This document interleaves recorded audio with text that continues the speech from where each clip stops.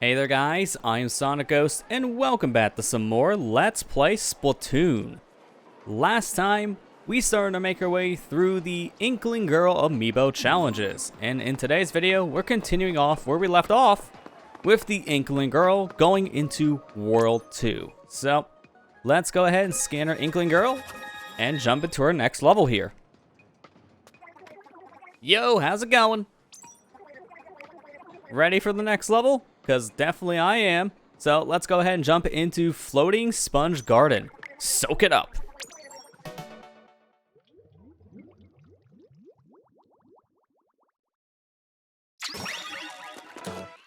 So, Floating Sponge Garden here, introducing the concept of sponges.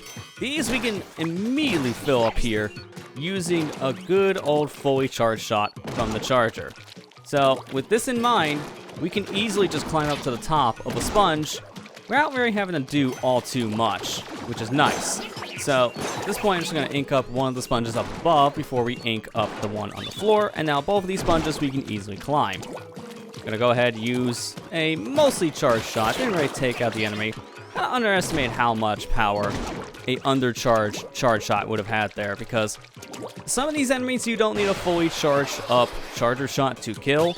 You can use a partial charge shot and that should also do the trick, but some enemies will have a little bit more health, so you want to keep that in mind. Now, the thing is, this is not the only charger type here in Splatoon, so this charger is kind of like the beginner charger, I would feel, in some ways, to get you into the idea of how this kind of weapon class works, as you will have this said weapon here, the Splat Charger. You have the E-Leader, which is definitely the hard mode version, as an E-Leader has you using a lot more ink and it's a lot slower, but it packs a much bigger punch with some better range. And then you have yourself the Squiffer, which is very similar to the Splat Charger, but it has less range. So keeping that in mind, you won't be able to pick off a lot of your enemies from a distance like you can with the said charger. And I cannot believe I got that box from down below, because you're supposed to jump down below here after enemies shoot the said sponge, but I wanted to see, could you reach it from up top with a good charge shot? And sure enough, yes I can. That's a little busted if you ask me. But going back to different charger types, the Squiffer. It's very similar to the Splat Charger, except it charges a little bit faster and has some less range, but it's almost just as strong in a lot of situations. So, Squiffer might be the charger you want to use if you're trying to learn how the weapon works, while at the same time you still want something that packs not only a good punch, but has some pretty good range to it. And then you have the Bamboozler, the charger weapon of choice from Captain Cuttlefish.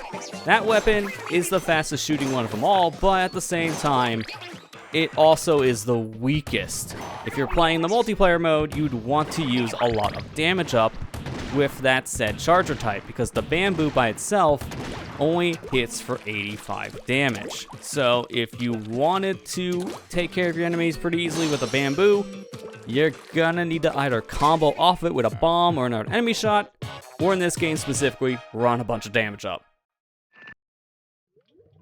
But that, after talking about different charger types, was our 5th level here. And for beating that level, we get 900 gold. That is the reward that we were promised. Let's move on now to level 6. Propeller Lift Playground. Whispers on the Wind.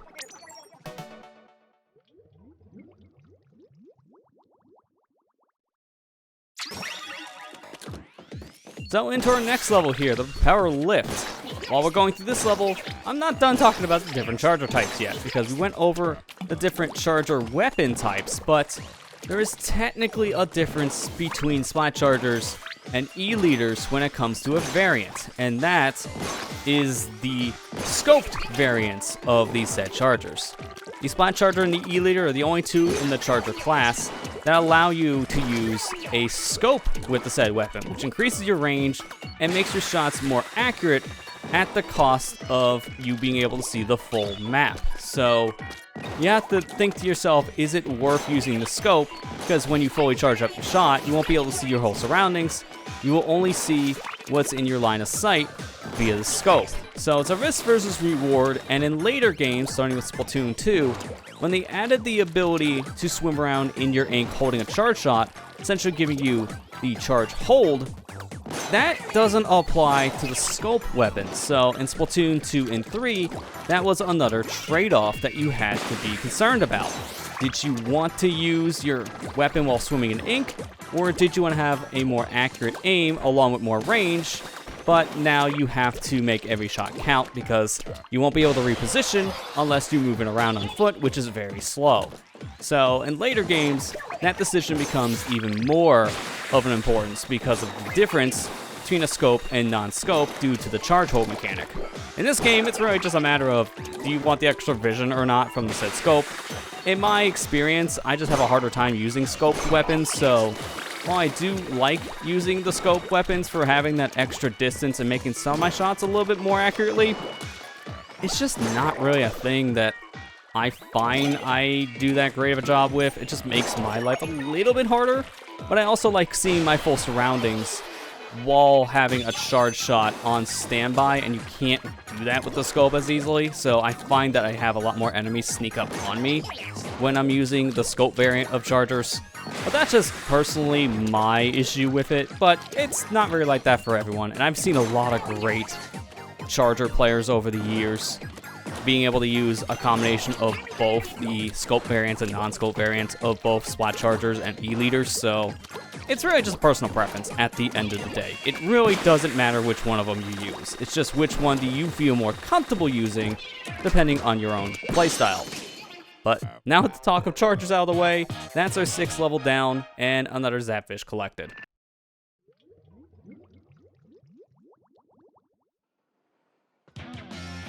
I notice every time we load in, the Amiibo's losing their shoes. I don't know why.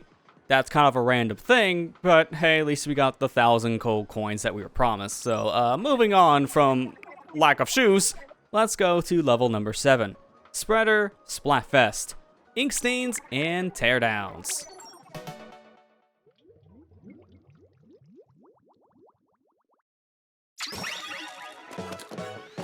This is definitely a different looking Splatfest than I'm used to.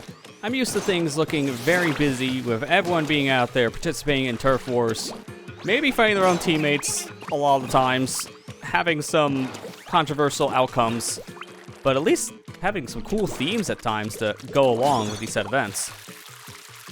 Man, Splatfests have been a thing these past few years.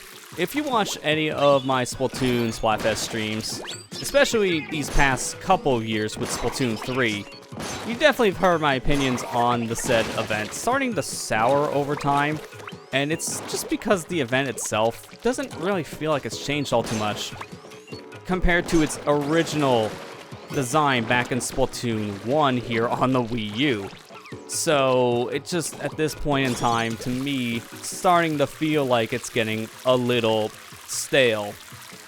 And that's saying a lot when they've added some new mechanics to Splatfests over the years. I mean, Splatoon 2 had Shifty Stations, which were a brand new multiplayer level that was unique to every single Splatfest in Splatoon 2.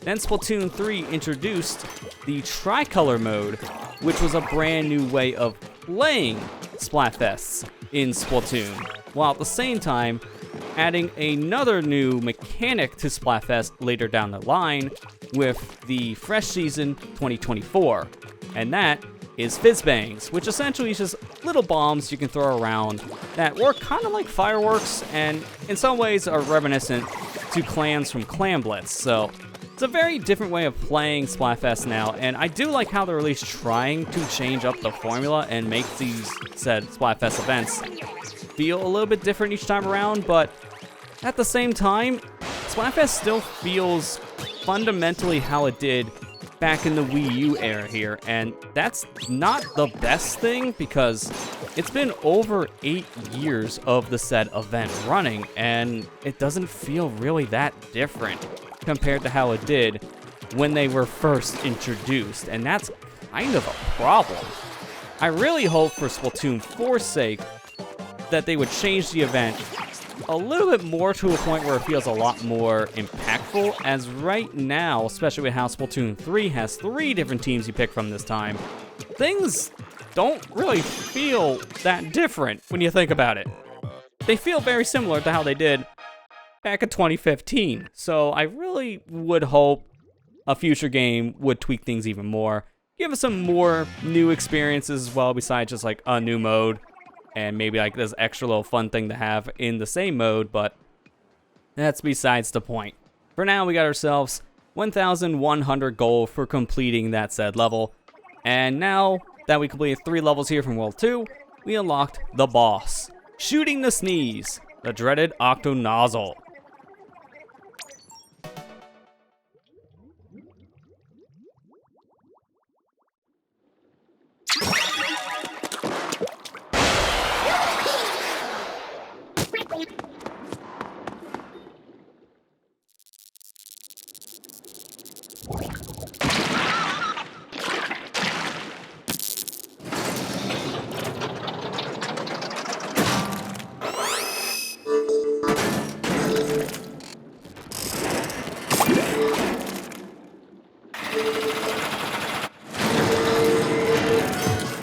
The Octo Nozzle. Oh, good old Octo Nozzle. A whole gimmick we're supposed to climb to the top that we can completely ignore because we have range. Oops. Yeah, this is already a thing we could have done in the actual campaign mode with the splatter shots, but it becomes even easier here because we have more range than just your typical shooter. So, we just need to hit the guy's weak points here, and then once the weak points are hit, then we can attack the tentacle at the top. And once that happens, we're supposed to climb to the top, but again, we don't need to. Just like with the Octo Stomp, we can just stay down below and snipe the tentacle from afar, making this boss fight even easier, once again, than how it was in the main single-player campaign, using the splatter shot. At this point, the third phase is supposed to be the most complicated here, but we don't really have to worry too much with how much power our fully charged up shots have when it comes to the said boss, so we'll just be picking off these last little set of weak points relatively fast, shooting the tentacle 3 more times, and calling it a day. With that, that is the Octo Nozzle defeated, now with the Hero Charger.